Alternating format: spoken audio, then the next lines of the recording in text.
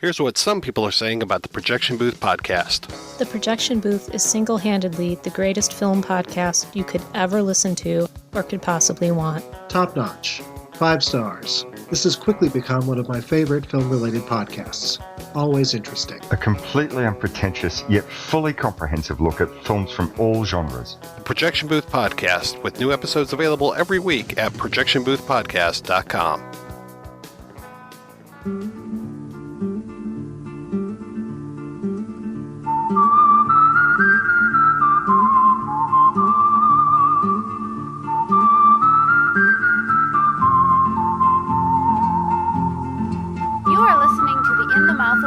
Podcast. Here are Brad, Billy, and Darren. Welcome to another edition of the It Modcast podcast. With me is Billy Das, the indie dork. Hey, everybody.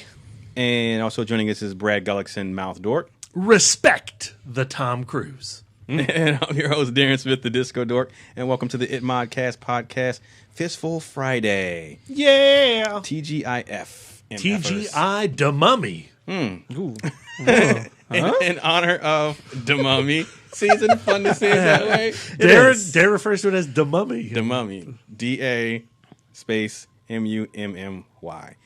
Anyway, in honor of the newly released Tom Cruise summer big blockbuster tentpole film Da Mummy, which is supposedly kicking off a new shared universe of the Universal Which was monsters. going to be called Dark Universe, but may not be called Dark Universe. Wait, they changed that already? Yeah, because of Warner Brothers and their Justice League Dark, they were going to call that Dark Universe. So there's like some question in play now. Okay. Although by the time you're all listening to this, because it is Friday, maybe they've all resolved that.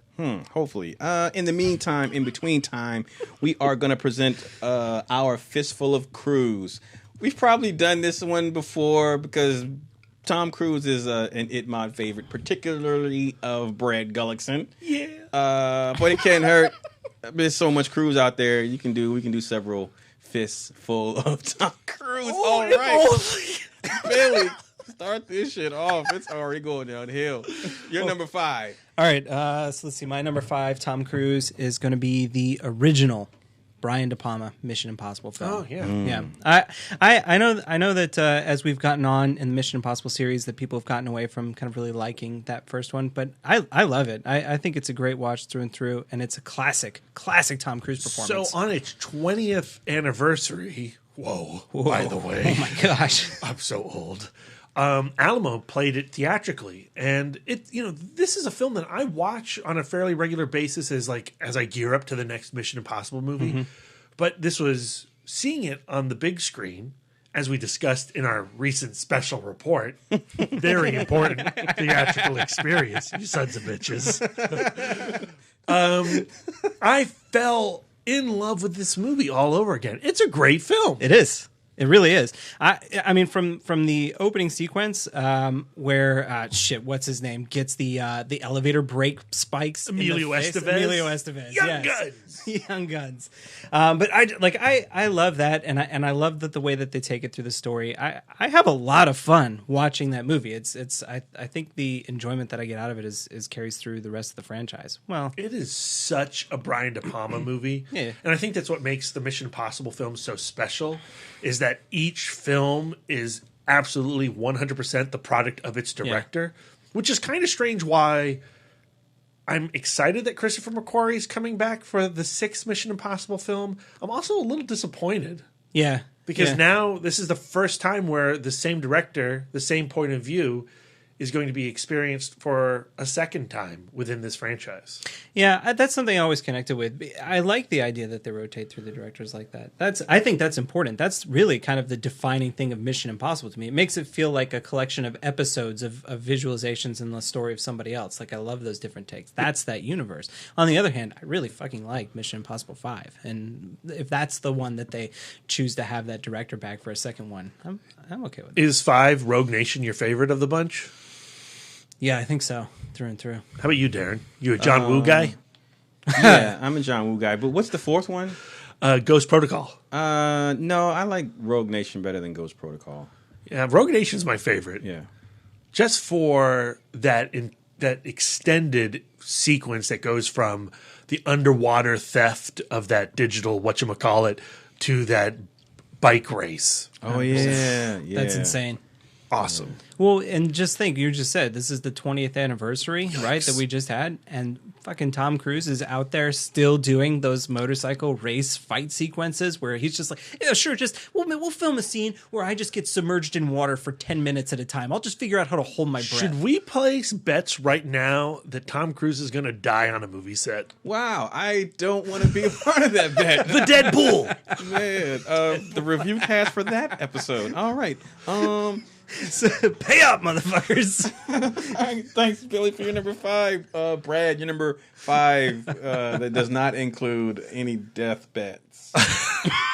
So, as much as I've made a reputation for loving Tom Cruise rock hard on this podcast.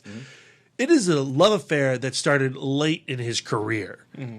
If you go back into his filmography, I'm not really a big fan of his earlier work. The earliest film that I remember watching and really digging was 1990? I could be wrong. Days of Thunder, Tony Scott film. Michael Rooker. Yeah, and, I'm not a NASCAR guy. I don't get it. Cars go in circles really fast.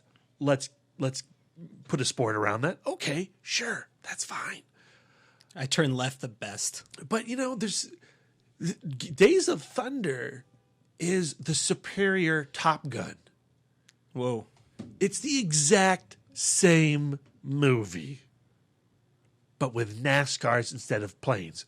Go back, rewatch it. I'm dead right. I don't remember Tom Cruise and Val Kilmer wheelchair racing on the deck of the aircraft carrier. Yeah, but that would have been a pretty harring You take race, that though. scene. That's Days of Thunder. That scene is the volleyball sequence. What? They had shirts on in those wheelchairs. They were fully clothed. A few years had passed. They couldn't get greased up like they used to on Top Gun. It's the same. It's the same sequence. I gotta go back and watch Days of Thunder now to see how you're pulling shirtless volleyball with Tom Cruise and Rick Roscovich with Michael Rooker and him in the wheelchair. That playful wheelchair racing sequence that is cathartic and like reintroduces him into the world of competitive racing where he gets his groove back. For you, that's a shirtless volleyball sequence. Correct. Yes. Oh man, Maverick had to get his groove back during that volleyball sequence? Wait, does Top Gun go straight from the volleyball to the sex scene? I thought the volleyball was the sex scene. No, I don't think. I don't think. Yeah, what Darren said. Anyway, let's not break down both films just right now. We don't have the time or the energy. You just got to go with me on this. All right. Okay. Days of Thunder is the superior Top Gun. I'm gonna trust you on this one. Cole Trickle for life. So, do you think with the Top Gun sequel that's coming out after that, they're gonna revisit and do a Days of Thunder 2? I'm not lying. I would much rather have a Days of Thunder 2 than a Top Gun 2. Well, yeah, sure, because like Days of Thunder, I don't want to be shitty to Top Gun, but like Days of Thunder was a more substantive story, anyways, on the through line of the character. Like you could fade a sequel with that. What is Top Gun 2 going to be about? Is he going to be the flight instructor at Top Gun school? Yeah, is he? I guess he's going to be the Tom Skerritt role. No, thank you. That's not Maverick. That's not Tom Cruise even. No, but he is Cole Trickle.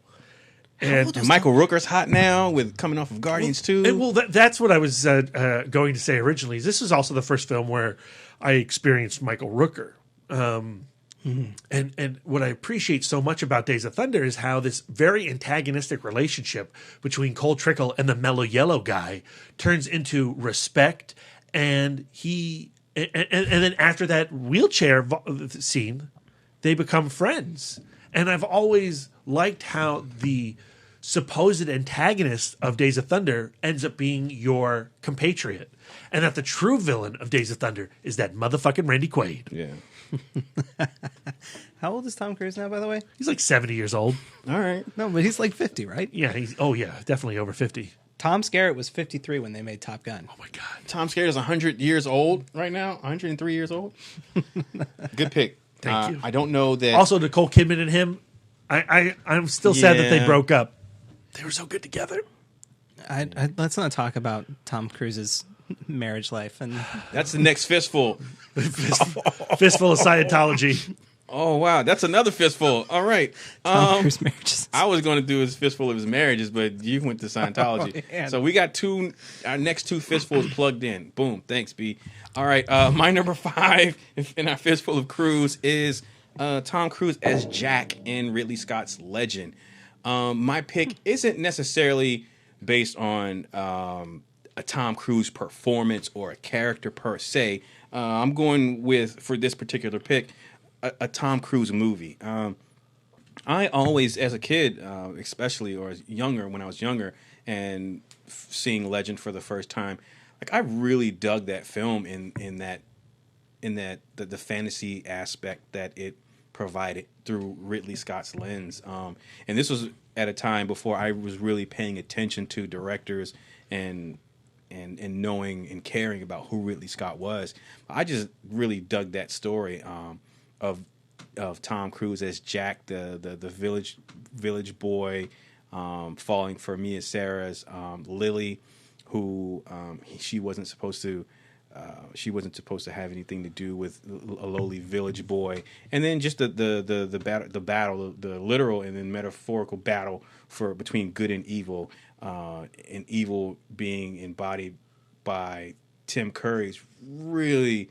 I mean, that's my favorite incarnation, like cinematic incarnation of quote unquote the devil, is the Tim Curry's those huge horns and his hooved feet, and just him just being so giant and just red, and him stepping out of that mirror for the first time. Like that was just so dope to me.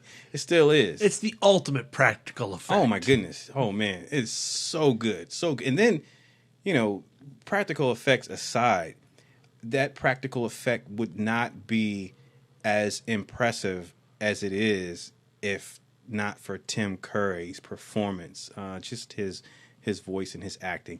But this is not a fistful of Tim Curry. This is a fistful of Tom Cruise. But fortunately, Tom Cruise was in this movie, and I still do dig this movie. Although as time has gone on, I've come to appreciate the Jerry Goldsmith scored version more. But I don't know, like sometimes I flip-flop because I love me some Tangerine Dream. And, living with that Jerry Goldsmith version, I'll fall in love with it. And that'll be the only version I watch for a while. And then I'll watch the one with the Tangerine Dream score. And it's just so unique. And I don't know, it fits. It adds a different texture to that film that I appreciate.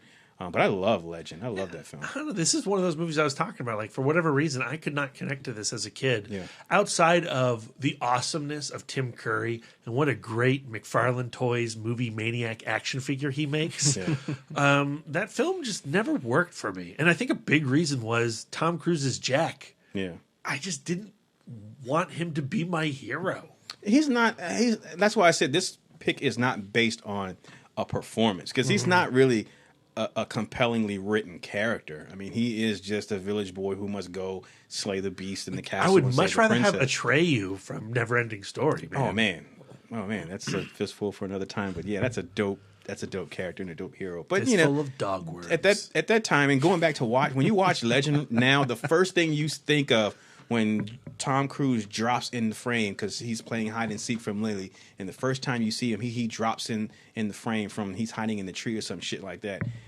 It should just go, oh my God, he's so young. He is like 13 years old in this movie. He is a boy. Oh my goodness, that's the first thing that strikes me when I see him in this film. But again, like, and I'm not saying that his character or that performance has anything to do with him being young and not as experienced as an actor. But I mean, I just think that the way that character is written, that movie really is just your basic fantasy.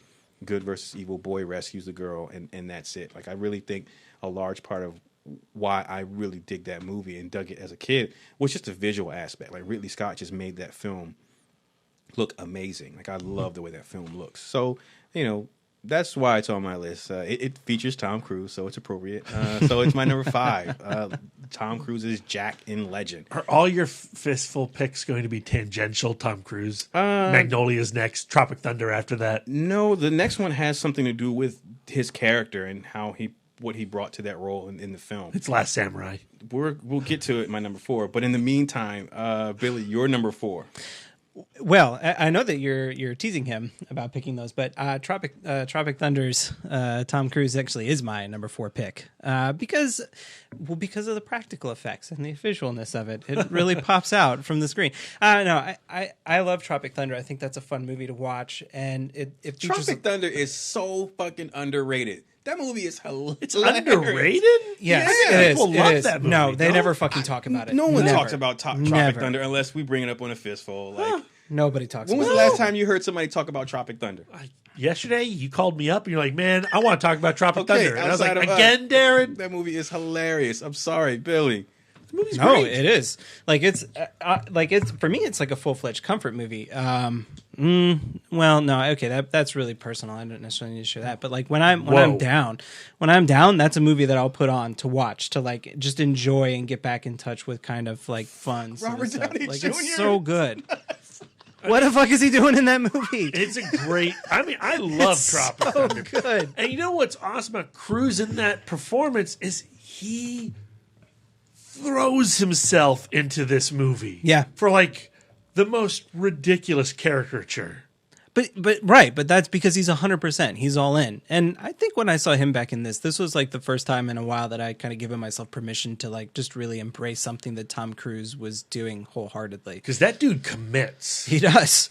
I don't know what like if you don't know that Tom Cruise commits to roles, like you don't know Tom Cruise. Like I mean that's what he does. Like we were talking about Mission Impossible 5 when he had to go up that fucking beam right in the torture scene. He trained so he could do that because he's a fucking crazy person. So he can bring the physicality of the role. Well, he did that. He did that for Tropic Thunder. I remember watching Tropic Thunder in the theater, and for a moment, not even for a moment, like I didn't know that was him at first. Right. It was something he did or said in that first scene, in that scene he called that meeting and he's on the screen.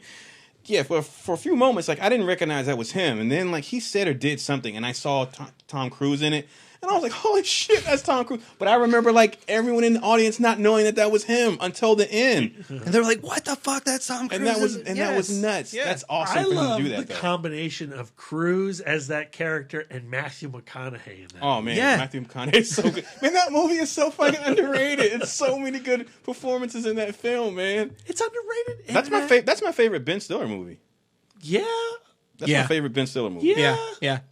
Totally Agreed. defensible. Totally. Man, that opening scene. Does the world not agree with us? But no one talks about Seriously, Tropic when's the last Thunder time as far people as great mentioned it? comedies.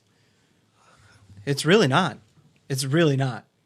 And it's When like was the last time you read an article online or someone mentioned it or you see me? How often do you see Tropic Thunder memes? Like you don't even know that Tropic Thunder is so underrated. how long has Tropic Thunder been out, by the way? I think that came out in like 2009, maybe 2010, maybe 12. 2008. Yeah, But so it's been almost 10 years.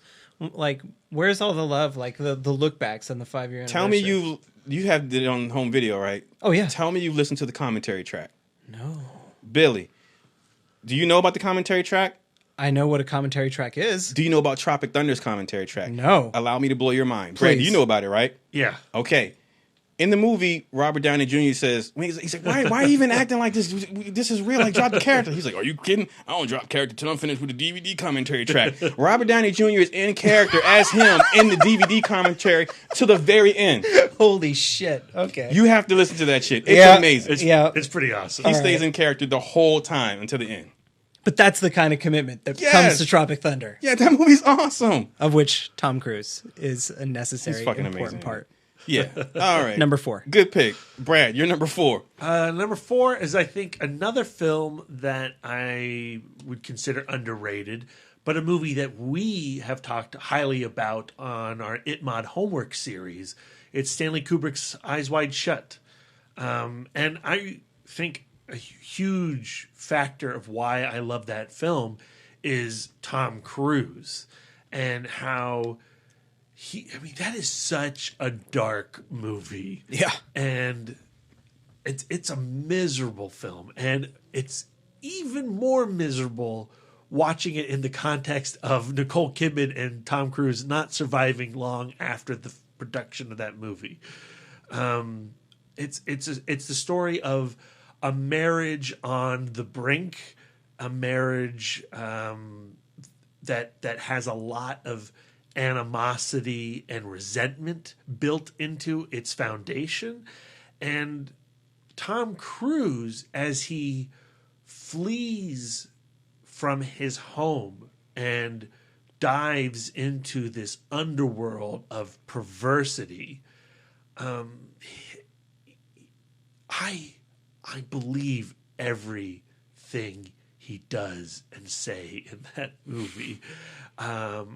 It feels like a really, and I'm sure this is not an actual look into what their marriage was like at that time.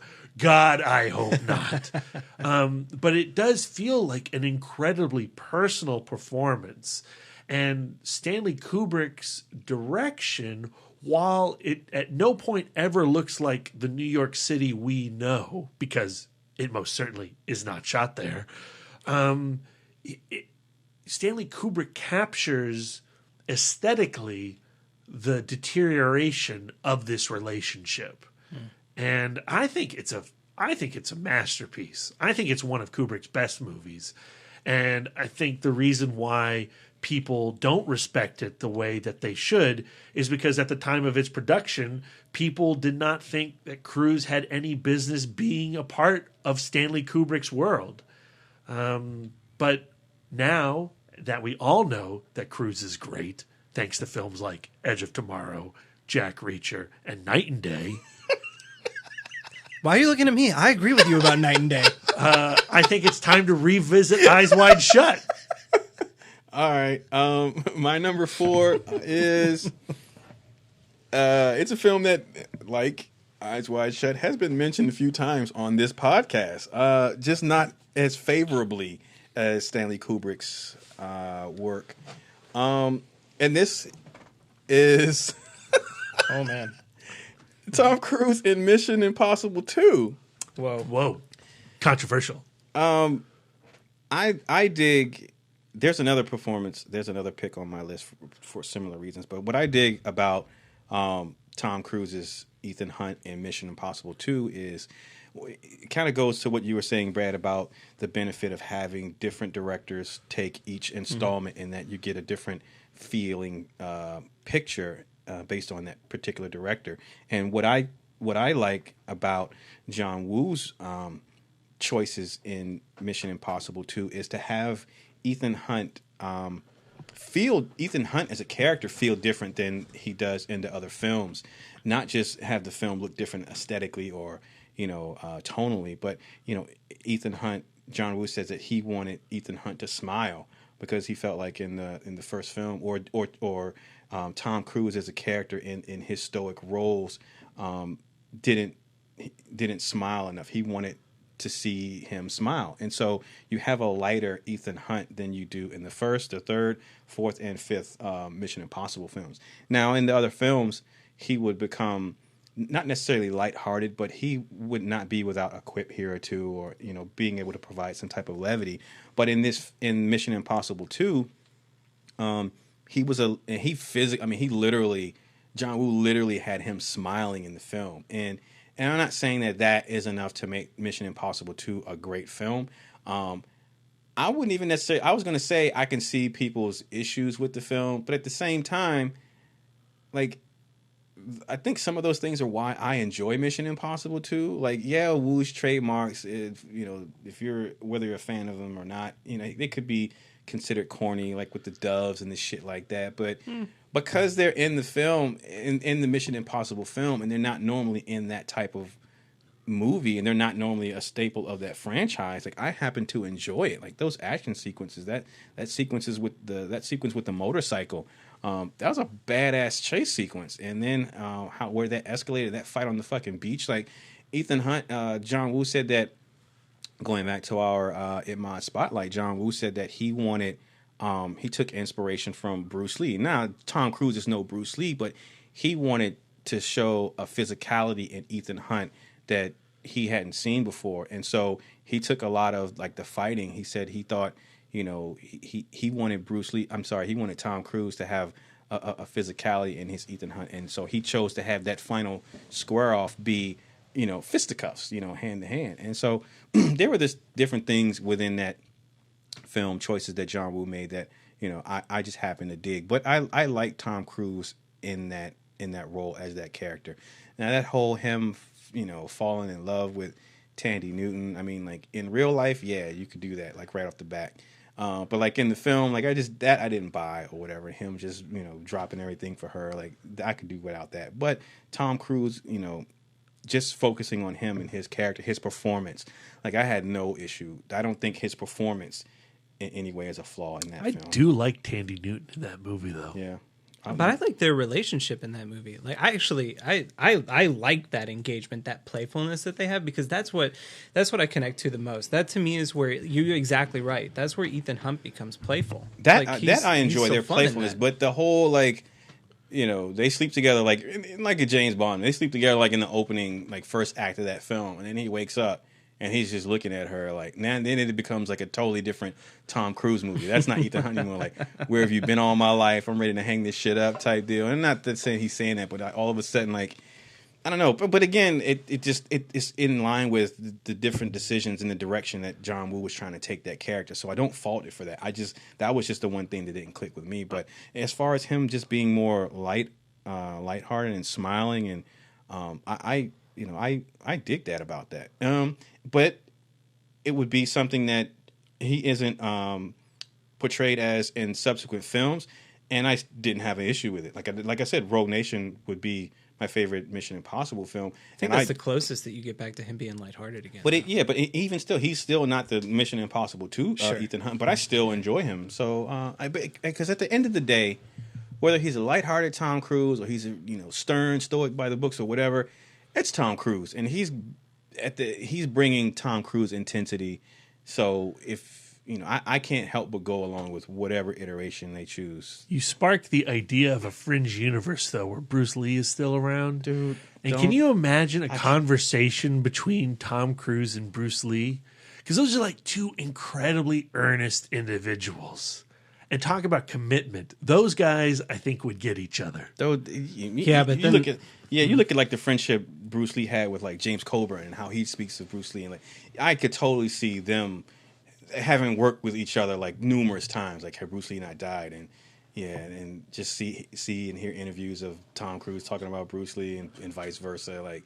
Because they put themselves 1,000% into the thing that they're focused and passionate on. They appear in one way, they don't work together. No. But then at the same time, there's a heartful physicality to both of what they do. That it's not like where I work out in the gym and I do all this stuff so I can have these big muscles and I can look like this big guy, which is fine. I'm not knocking it. I like plenty of actors that take that route. But Tom Cruise is a small dude. Bruce Lee was a small dude, but they still manage, because of how much they believe in the physicalness of what they're doing, to bring heart and presence to their film. That's what I connect with a lot. Yeah, I think that actually interesting. Yeah.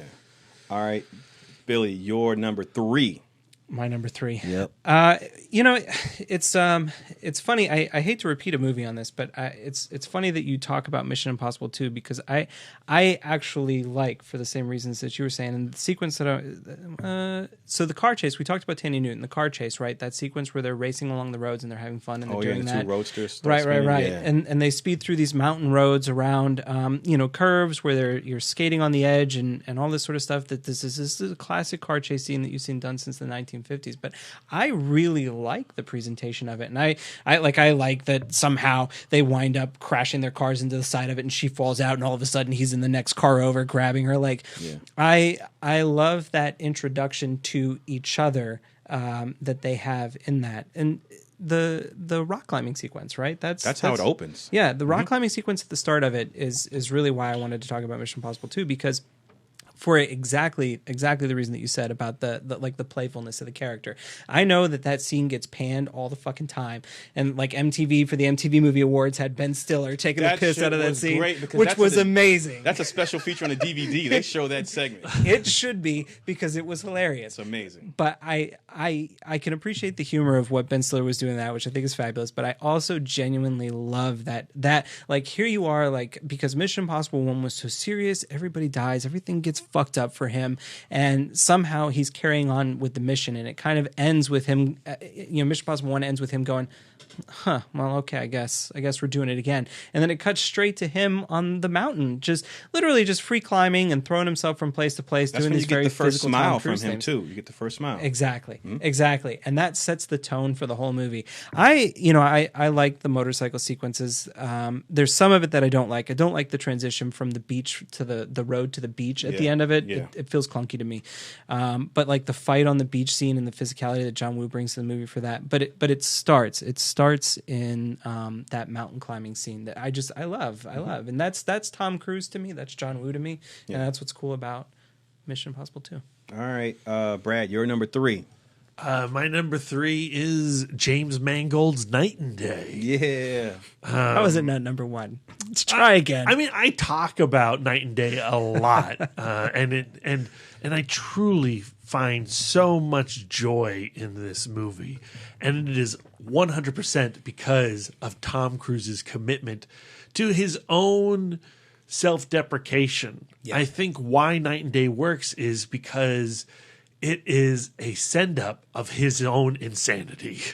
The super spy, the Ethan Hunt character, this absolutely utterly confident madman who relates to Cameron Diaz the way that Thor does to Jane Foster in the original Thor film. Oh, I like that. Where it's like, of course this is the way the world works. We're going to have this sweet conversation on this plane. I'm going to kill all these assassins. And then I expect you to still treat me like a normal human being because I love you. Because I saw something in your eyes. It is very much this Asgardian superhero personality, and matched with Cameron Diaz, who I think gives an incredibly warm and equally over the top and insane reaction performance to Tom Cruise. She is terrified, but through that fear, and she is immediately bound to his wild life. She is attracted to his wild life, and she is won over by his wild life, and she wants to be a part of that wild life. And I'm right there with her. I want to be a part of that wild life too. Yeah, but that's what makes Night and Day work so much. It's not just Tom Cruise and his being willing to send himself up. It's their relationship. Like because we all find action movies intoxicating and they're very sexified in the way that they kind of take that approach, right? You're supposed to find them appealing on many different levels, and she does. But in the reality of the situation is like that's fucking crazy. And like now we're riding around. This guy's on the roof of my car and he's fucking shooting at people behind me and he's saying, "Stay behind this car so I don't get shot." And he's gonna go kill those people. What? Like, but she still falls for it, which I think is cool. I She love sells the that. transition from fleeing from this lunatic and trying to find her ex-boyfriend, the firefighter, in the diner. Yes. And then That diner him scene. just barging into this sequence, taking over every aspect of that diner, that conversation. Yes. And making it revealing his world and forcing her into his world. Yes. It's a madcap, really bizarre film, It is. and I love it. It is. All right. I've never seen it. What? Oh, what? You never seen? Hold on, wait, what? Homework episode? Did we That's a know homework that? episode. Holy shit. I think I just revealed that for the first time. Put a pin in that, Brad. Oh, that's definitely a homework Oh episode. my gosh. You're welcome. My number 3, if Night and Day is a send-up of Tom Cruise and his Ethan Hunt character, my number 3, I would say, is a deconstruction of all of not only Ethan Hunt, but the Tom Cruise we're about to get in The Mummy, like the Tom Cruise from Days of Thunder, like all the macho, headstrong, manly Tom Cruise, courageous hero Tom Cruise, and that's Tom Cruise's Cage in Edge of Tomorrow. Yes. I don't know that I've seen. Actually, I don't think there's ever been a Tom Cruise who wasn't sure of himself, whether he was right or he was wrong, whether he was being an asshole or a dick. but in his eyes he knew, or he thought he was the shit, and he was the smartest man in the room, the bravest man in the room, the ass kicker. But in Edge of Tomorrow, we see the opposite of that. We see Tom Cruise willing to strip his character of all those things that he's normally known for, and allow himself to be built up to that. And the joy for me from watching Edge of Tomorrow, outside of just the dopeness of Emily Blunt's character, is seeing Tom Cruise getting fucked up over and over again. Like seeing Tom Cruise afraid and blundering and, being killed. And because he is not the hero, the action hero that he would start out as in any other action movie starring Tom Cruise. So, I mean, I thought that was really cool for Tom Cruise as an actor to go to that place. Because, I don't know that, I don't know that there are too many action stars who do that, on a regular basis. Like Jean-Claude Van Damme wouldn't do that until JCVD, like way later into his career, where he would take a look at himself. And in that Amazon series that just came out, that's pretty much like what Tom Cruise does with Edge of Tomorrow, his character in Cage, as in looking at who he is as an action star. That's like the crux of that Jean-Claude Van Damme Amazon series. It's really funny, but Tom Cruise does it well in Edge of Tomorrow. So then when he gets to that point in the third act of that film, and even the progression to that point, it's so gratifying as an audience member, because you're with him to see. Because when Mission Impossible, the first one starts, he's already at badass super spy Ethan Hunt level, so you don't know.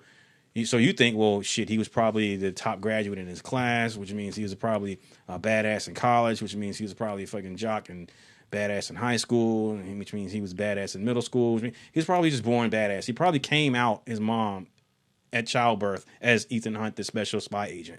So you don't see the progression. You just buy into it, because again, Tom Cruise just commits.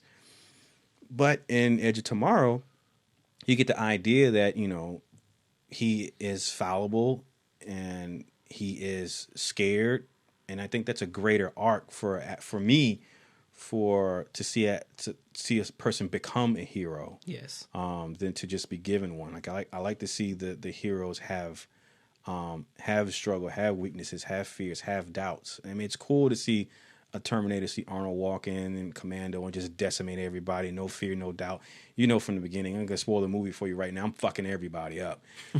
But it's also cool to see the good guy, the hero, have to find his way to become that, because then as a person who is not a superhero, I can put myself in that journey and say, well, I can go on that journey and try to become greater than what I am right now. And so that's just something as an audience member I can relate to better than John Matrix. Don't get me wrong, it's cool to watch John Matrix destroy people, but I like to see, is it possible for me to get to that point where I can just destroy people like John Matrix? And Tom Cruise showed me that it is. All you got to do is die 1,000 times. 1,000 times, yeah. What do you want from the sequel? God damn it. I don't know. Emily Blunt. I just want her to be in it. But I'm getting actually what I want, in that Doug Liman said that he has a great story. He said there's a character in it, a new character that's just going to steal the show. And that's what I want. I want someone new to do something different, to entertain me in a way that is unexpected, in the way that Tom Cruise's portrayal of that character was unexpected for me. So it sounds like I'm going to get what I want. I want them to fuck up their marketing again, and then when you show up to the movie, it's literally the same fucking movie. I'd be pissed. Because the title is Live and Die Tomorrow and Repeat Again. Like, what the fuck? What is the edge? It's the day after. It's Live, Die, Repeat, and Repeat. Yeah, Live, Die, Repeat, and Repeat, which is the original alternate title to The Edge of Tomorrow that they put on the Blu-ray cover. Sorry, I got a whole fucking thing about the title of that movie. It just makes me angry. They ruined the market of that movie, and nobody saw this thing that is like maybe one of the best fucking action movies in the last 10 years. It is really weird, the whole titling of this thing. I don't get it. How did that happen? Yeah. And the original title of the manga that it's adapted from, not even the manga, but the novel that it's adapted from is not even... It's All You Need Is Kill. Yeah. Which is a fucking awesome title. Yeah. Why did they not use that title? All You Need Is Kill. Hollywood. Fucking Jesus Christ. The Edge of Tomorrow. The Edge of Tomorrow. Well, that didn't work. We'll call it Live, Die, Repeat or what the fuck ever. Sorry. Yeah, it's okay. I love that movie so much. I do too. So much. Excited for the sequel. Your number 2, Billy. All right, so my number 2 is Tom Cruise in Joseph Kosinski's Oblivion. I love that movie to pieces. I think it's one of the best constructed movies and the technical things that they did to make it look great. Like one of the things that I love about that film is all of the scenes in the skyrise apartment that he has. They set up a set where they put projection screens all around. They built that fucking apartment and they put 360-degree projectors all the way around this, and they filmed shots from a mountaintop. And then they played it while they were playing the scene. So the stuff that you're seeing in the background is overlaid into that while they're doing it. It's not a CG-generated shot. It's real footage that they've taken from somewhere else, and they put it into something to make it seem realer than it is. Like the heart that went into making that movie is amazing. If you have the Blu-ray for this movie, I think it's probably one of the best special features, like making of commentaries that they have on the films. That you should definitely go and take a look at it because like the copter thing that he flies around, that hummingbird-looking thing, or dragonfly or whatever it is, like they built that thing and it moves around and it turns around. Like that's not him in a fake CG seat where they're moving the camera around in the After Effects. That's all that sort of stuff. And I think to me that's part of what Tom Cruise is about in his performances, is that he is down to create an immersive experience. As much as he wants to immerse himself in the role and put it out all 150,000% that he can, he wants the film to be true and genuine like that. And if he can bring and push and bring his clout to give people the resources they need to put something together like that, I think it's amazing. And that's not to say anything about the story, which I think genuinely is probably one of my favorite stories that he has put out in recent times. I really do love The Edge of Tomorrow, but... Oblivion, I think, is just magic. It's magic filmmaking. It's exactly what I want from a genre movie. It's exactly the kind of serious approach that I want from it. That's Tom Cruise driving by. Tom Cruise, he heard. He knew what we were talking about. John Woo motorbikes.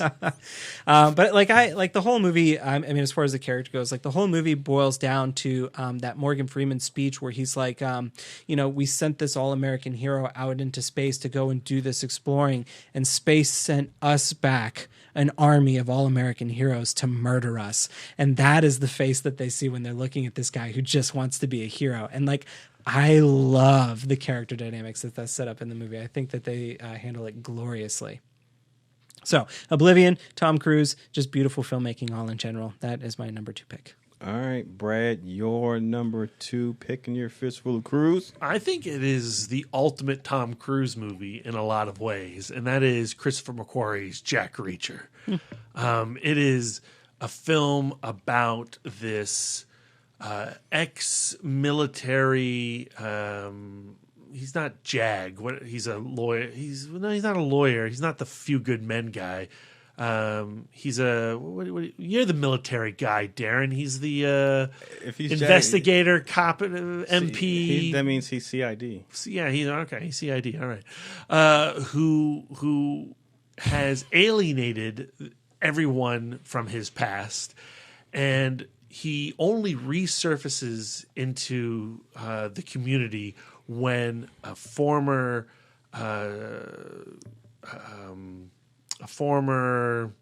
defendant of his, a guy he was prosecuting, is implicated in the sniper assassinations of, I think, like 5 individuals. And he's hired on by Rosamund Pike to investigate the possibility that this suspect is actually innocent. And what I love about this movie is how McQuarrie's script and McQuarrie's camera absolutely idolizes Tom Cruise as Jack Reacher. He is the supreme human specimen in this film, and it is so ridiculous. the opening moments of this movie where he is going to the Goodwill store and he's picking up his one shirt and his one jacket and his one pair of pants because that's all he needs in life. All the women that he passes like give him the eye. It's just like, guys in the audience, you should know Tom Cruise smoking hot shit right here. And I love the insanity of that. But I also really appreciate that Christian McQuarrie gives this guy like the alpha male role and the alpha male dialogue. And you come away from Jack Reacher thinking that Tom Cruise is the toughest, coolest hombre on the block. Mm-hmm. And the plot itself is so insignificant, borderline mediocre. But it's the dialogue that McQuarrie brings to that frame, and it's the way he shoots the action that establishes Jack Reacher as more than just a throwaway Law and Order episode or an NCIS episode. His dialogue with the detective, where they kind of go back and forth with each other about the serial numbers and all that sort of stuff. Played by David Oyelowo. Yeah.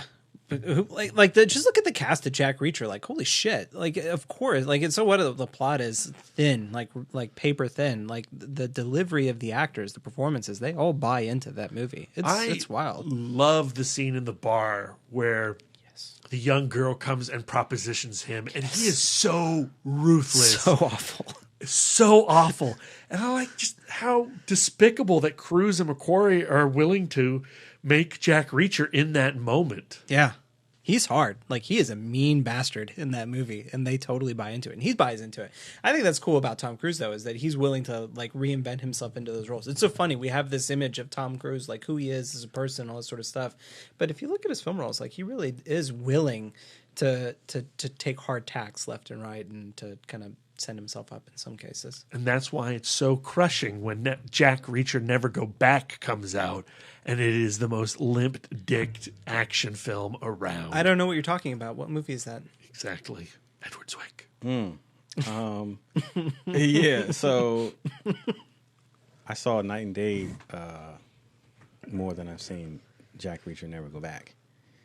And I don't plan to see it. My number 2 also, I don't know, for the same reasons that you picked Jack Reacher, in that, Tom Cruise's dialogue and, the ultimate, like, badass, like, hardcore, like, asshole dialogue.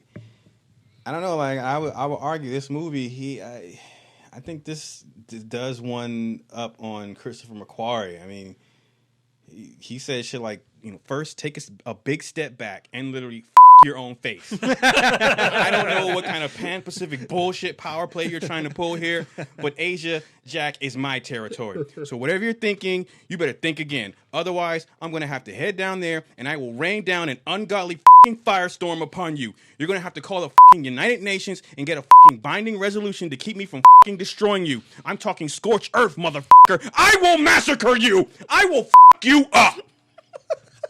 He doesn't say anything like that in Jack Reacher. No.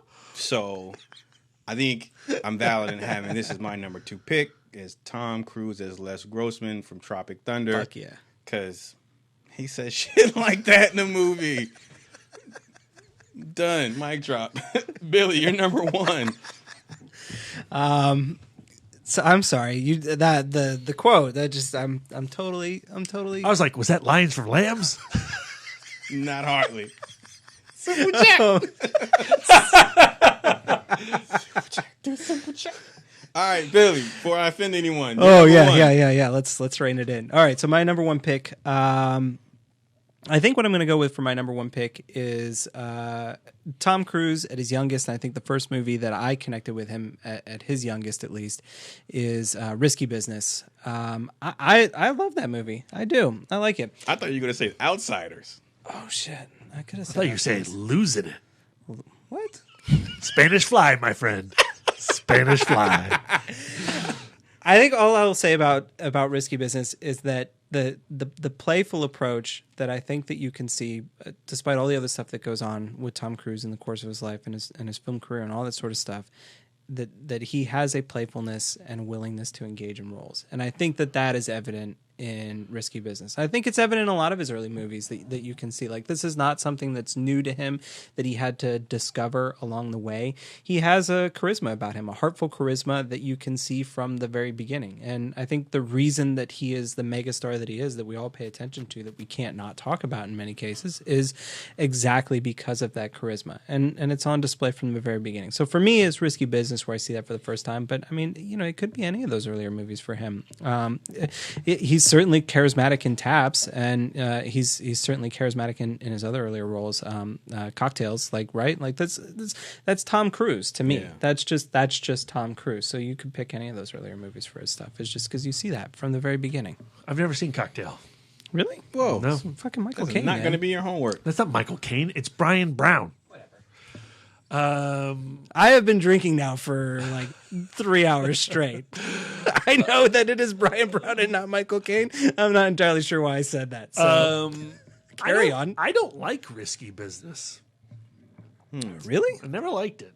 But you don't like teenage movies. No, because teenagers are disgusting. They're dicks and they're dumb and they do dumb stuff, and it's a movie about dumb stuff. Agreed. Undeniably, that's Risky Business. I do like Rebecca De Mornay, though. How could you not? Oh, she can rock my cradle. Whoa. All right. Brad, you're number one. My number one is, without a doubt, my favorite Tom Cruise performance, my favorite Tom Cruise movie, and that is Michael Mann's Collateral. I love him in this film, and I think it's the first time that I properly witnessed or understood the 110% commitment of Tom Cruise. It's another great Blu-ray, or at the time a great DVD with a tremendous commentary track from Mann himself that we should watch at home on our home television. That's correct, because we can't watch commentary tracks on the theater. But if we could, I would recommend seeing the commentary tracks on the big screen. See our conversation, our special report, where I'm right and everybody else is wrong. And are we arguing about the same thing? I don't know. But anyway, on that commentary track, Mann reveals how Tom Cruise got into that character and how between the two of them wrote this entire history of this character that is barely explored in the film itself, but it is felt in the interactions that Cruise's hitman has with Jamie Foxx. And, Jamie Foxx, when he is interacting with his mom, you see all of that unspoken backstory that Cruise and Mann built for his assassin in his own relationship with his mother in those Jamie Foxx and mom at the hospital sequences. That's cool. It's and that quality that at the time I think people found so standoffish about Tom Cruise, that steeliness, really helps define your acceptance or repulsion of Vincent in Collateral. Like Night and Day, you bring your own feelings of Tom Cruise to that character. Isn't that such a wild swing from Collateral and Night and Day? It's two opposite ends of the spectrum that you totally buy into because of Tom Cruise. Yep. It's fucking crazy. All right. Good pick. I knew that was going to be your number one. That would have definitely been probably Brian's number one, I think. That would have been Brian's number one, too. He just fucking loves Collateral. My number one is my favorite Tom Cruise film and performance. And that is Tom Cruise as David Ames in Cameron Crowe's Vanilla Sky, which I'm looking forward to seeing in 2 days, or the day after tomorrow, Sunday, at the Alamo Draft House in Winchester, because of Andy's birthday. So happy birthday, Andy. We had this one on a Itmod homework assignment. I gave it to Lisa, if I'm not mistaken. I just recently bought the Blu-ray with the alternate ending. I didn't know there was an alternate ending, so I'm looking forward to seeing that. But going back to Tom Cruise, I picked this film because as much as I enjoy Edge of Tomorrow, Tropic Thunder, Mission Impossible 2, Legend, and all of Tom Cruise's other films, this one just is personal to me. It affected me at a point in time where, it was one of those things where it was it was something that I needed to see then and there at that point in time, and and that's just outside of Cruise's performance, but it's just his character in that film was something that that really like hit me hard, but his performance in the film, going back to what you just mentioned, Billy. I mean, if you look at, like, my number 2 is Les Grossman. He couldn't be further from David Ames. I mean, yes, they're both assholes, but I mean, Les Grossman is a fucking tyrant. Like, he's a cartoon, whereas David Ames was someone who had character traits and flaws that I could relate to. And then you compare David Ames to Cage in Edge of Tomorrow, and you can compare that to Jack in Legend, and even Ethan Hunt in Mission Impossible 2. And that's just, if listeners don't take anything else away from this Fistful episode and Cruise's filmography in general, is that he is just, that's the strength of, I think, Tom Cruise as an actor. He's 100%. One of those actors that, for me, like when I look at Samuel L. Jackson, like I just watched that recent Hitman's Bodyguard trailer. And Sam Jackson, while he's a great actor, he's gotten to that point now where it's hard for me to separate Sam Jackson, like put him aside and then buy into a character. I just watched the RoboCop reboot the other day, and he's in that film. And like I just could not get, it was just Sam Jackson with a perm in these scenes in the film. And he's doing great delivery, intensity, he's giving you all of that, but I just can't separate Sam Jackson from his characters. I haven't been able to do that since Django Unchained. And in Hateful Eight. Quentin Tarantino can make Sam Jackson be different characters. But everywhere else, he's just Sam Jackson to me. Tom Cruise, while a bigger superstar, could easily run the risk of being so well known and such an A-list actor that when you see him, all you see is Tom Cruise. Yeah. But yet, half the audience didn't know that Les Grossman was Tom Cruise until his name popped up next to his picture on the credit sequence. David Ames does not feel like Ethan Hunt. Yeah. I can sympathize with David Ames. I can empathize with him. I can feel like, dude, you're an asshole. You're making the wrong choices. Why are you doing this to people? And then I can look at Ethan Hunt and go, that dude's squared away. Like, he's going to knock this mission out. Like, I can buy into that guy and look at him and have a different opinion and view and feeling towards him than his other characters. And that is a testament to Tom Cruise as an actor. Like, he can have the same face, but be a different person. He can take that face that's so well known that everybody looks at Jack Reacher and wants to, sleep with him, and then he can be scarred like David Ames and still give a powerful performance. He makes you believe it. Right. And so for any actor to make you buy into the character that they're selling, I think is their ultimate goal. And Tom Cruise has done that like many times over. For all those like Tom Cruise running jokes, like which I think are funny because he like, despite his amazing acting ability, that motherfucker runs the same in every single movie. It stands out for a joke, but he, I think, genuinely is one of our most underrated actors and one of our most underrated filmmakers. Like, I think that he has a technical ability as an actor that people do not pay enough attention to, and I think he has a technical eye as a film producer that people do not talk enough about. Like, he really is incredible at what he does. Yeah, I agree. That's the thing. He really does produce his movies. Fuck yeah. He's not a name under the credits. No. Like, if you watch any of the making of featurettes of his films, and I'm thinking of Edge of Tomorrow specifically because that was the most recent one that I've seen. I mean, you see how hands-on he is 100%. In the filmmaking process. How many of the things that end up on screen were ideas of his to say, hey, let's have this character do this, or let's have this shot be this way, or let's have this happen within this scene. And so he is a very integral part of the filmmaking process. So I think that's one, it elevates him above just being, a great actor. Again, because he, like you say, he brings so much. He always comes to the set and he is always 100% invested into not just his character, but the film that they're making.